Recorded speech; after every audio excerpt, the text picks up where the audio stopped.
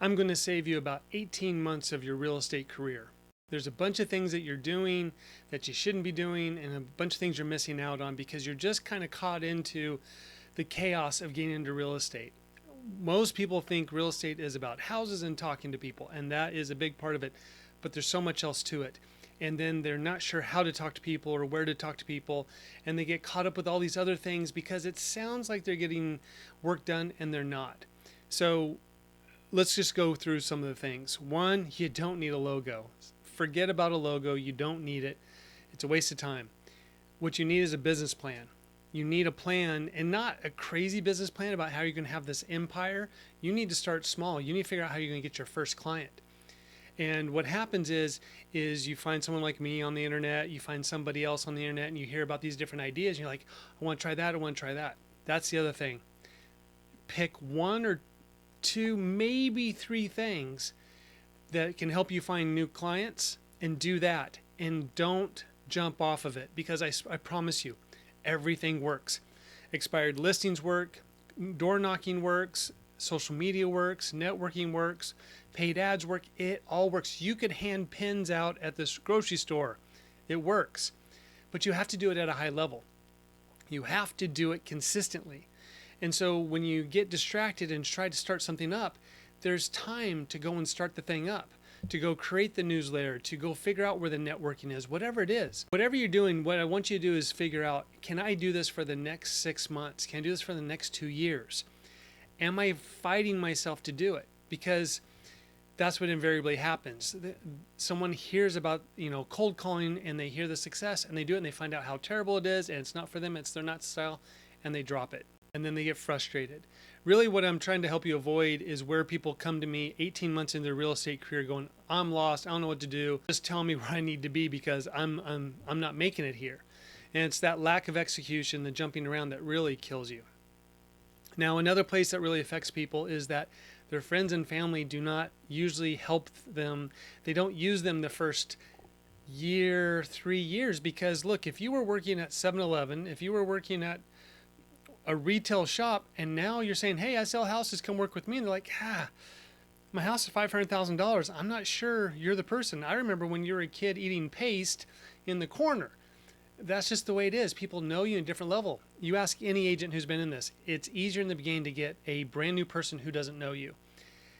Don't hold a grudge with your family. I know you want to, I know you're frustrated, but they will come around. And I have great stories about that. I'm not going to get into it now, but if you're banking on your friends and family to give you business, it is 1%, if that, of agents who get any volume from friends and family. They can possibly get the pity deal or whatever, but this is a big deal. So let go of that idea. If you haven't started real estate yet and you're getting your license, whatever it is, start talking to people about how this is your dream, because having those conversations takes practice. And might as well practice before you have your license. I'm not saying to do real estate activity. I'm saying tell people about how you're interested in real estate, how it's your dream to go do this, how you're learning about the market, whatever it is. Go do that, because their sense of time is going to be a little warped. And so even though it's maybe only been 3 months, 6 months since you talked about doing this, once you do it, it'll feel like it's been a lot longer. And they're going to see your passion before you can actually do anything, and they don't feel obligated to work with you. It's just a way to build it up. What happens is so many people, they feel like they're Iron Man. They're going to just come in and land and go, I'm here and I'm a real estate agent. And then everyone's going to flock to them. And that is not the case. So I can't express this enough. This is where so many people get caught up, and they get really, it hurts them their first year. Follow up with your people. It is insane the amount of people who go and get new leads, clients at an open house, and then they just kind of freeze. I've got this new lead. I don't know what to say. I've heard about drip campaigns. I've heard about this. Just talk to them. I have a simple thing that you can do. Reach out to me. It's an easy way to anyone. Once you get their email, just give them this newsletter, and it's simple, whatever. But not following up. You thinking those people are going to come to call you back, that's not likely going to happen. They need to be pursued for the most part. I'm not saying badgered. I'm not saying being the pushy salesperson, but you have to remind them you exist. You have to remind them that you want the business. Sometimes people get in the head that like, oh, they're too busy for me. That's what real estate agents do. We talk about it like we're so much busier than we really are. And then other people are like, well, I think they're too busy for me. You need to be reaching out to them. Remind them that want to be wanted. Now, something weird happens is some clients in their head like, oh, I meant to reach out to Mike and I forgot. I feel bad.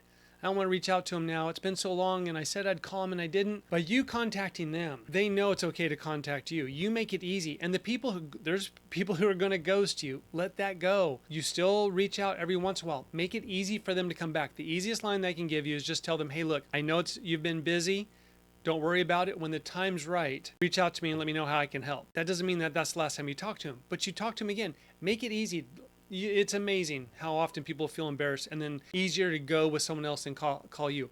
I started this business with expired listings, and what I found, I got a bunch of those expired listings because they really didn't want to go with the original agent who'd been telling them to drop the price.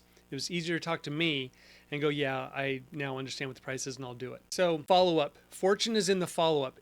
Amazon, when they started, they were paying $20 back in 1990, paying $20 to get a new customer. That's how important they knew it was to get a customer. That's why they weren't profitable for a long time, but look where they are now. Getting the leads is so important, but you have to follow up. And that is such easier business. That is warm business rather than the cold. And I know a lot of agents, what they'll do is they'll talk to someone and then they'll just write something on a piece of paper. Use a CRM. Most brokerages will give you a CRM. If not, put them in a spreadsheet. If you don't know how to use a spreadsheet, go onto Google. You need to follow up with these people and not lose them. And I'll be honest, I did that in the beginning. I'd get a lead and then I'd forget about it. I was lucky and I had enough other business to get through it. Most people won't. What I'm trying to do is not have you panic call me in 18 months going, Mike, I've got a month left. How can I turn this around? Because it's almost impossible to turn around in them. So I want you to be able to start from the beginning and get going. Stop taking so many classes. As someone who loves to learn, I get it, but it's busy work. Yes, you will learn some things going to these classes. You will learn maybe how to talk to someone. But what I found is almost no one executes on what they learn. They're doing it to feel good. And I know most of you want to feel competent and confident in what you're doing. The way you do it is go out there and do it. And I know I would have argued about this in the beginning. I was lucky. My first year, I was an assistant. I was doing about 6 CMAs a day, doing all the paperwork. I built up my knowledge and my confidence during that time. Getting into it without doing that, I find that really hard, which is why I tell people you need to be doing 2 CMAs a day. You need to be writing 2 offers a day. So when the time comes that you have to do either of those, it's so simple for you. And your confidence will go up quite a bit. But these classes and the seminars and the conferences and all this, if you are not doing your lead generation consistently all the time, this is a waste of your time. You're going to have all this knowledge and you're going to wash out of real estate. And you're going to wonder, why aren't I making it?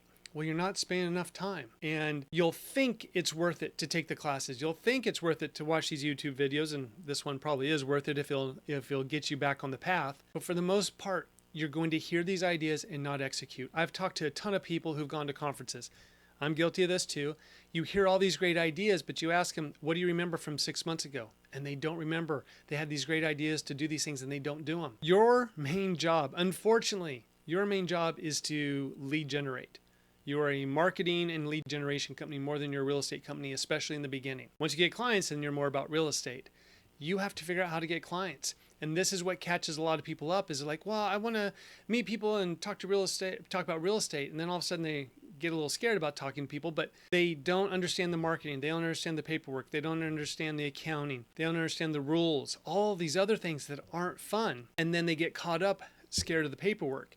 Just do the work and get used to doing the boring details, and you're going to be ahead of most agents. The average agent gets up in the morning, they check their email, they peruse something, RMLS, maybe they'll read some news, then they'll have breakfast, then they'll talk to somebody, then they'll maybe do a little bit of real estate stuff, and then they'll go and have lunch with someone, then they'll do a little bit more real estate, and then maybe show some homes.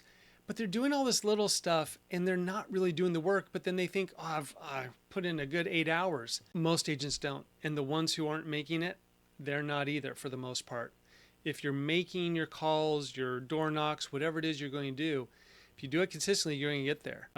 There's someone on Reddit who journaled, kept everyone up about doing 100 open houses in 100 days. Now he wasn't able to do it, but he did a ton of open houses, and he talks about the business he got. It takes a lot of effort. And just a reminder, I don't know if I really talked about this, but whatever lead generation you pick, you have to do it at a high level. If it's open houses, it's not showing up without any signs. It's not showing up a minute before the open house. You need to be there early. If possible, go knock on the doors and to let people know that you're doing an open house. You should have probably more than 4 signs. The agents who really thrive in open houses will do 15, 20 signs. One guy was doing 80 signs, and he was going out 2-3 miles and pointing people in.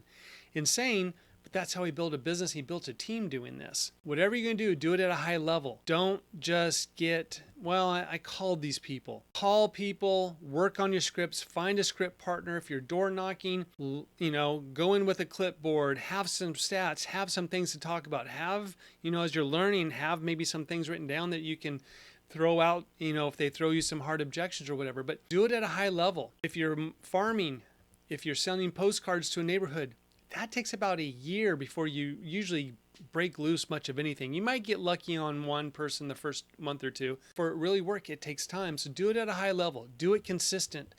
And that's really where it's all going to change. So really, for everyone who's in real estate, you need to execute on your ideas. That's it. Stop jumping around. Stop going to the classes and these other things that are only making you feel good, but you're not really getting anywhere. Go do the hard thing, which is go find ways to bring people in to talk about real estate. Because if you're not talking real estate, if you're not writing contracts, if you're not closing deals, you're not going to have a career. And that's really what it comes down to. There is a way, and it is executing, then that's it. So hopefully for the people that need it, I shook you out of where you were. The people who get it, you understand this. The people who've been in this for a while, you talk to anyone who's been in this for more than 5 or 10 years, and they're going to tell you it's about consistency and it's about execution. Go out there. You can do it. You just have to do it.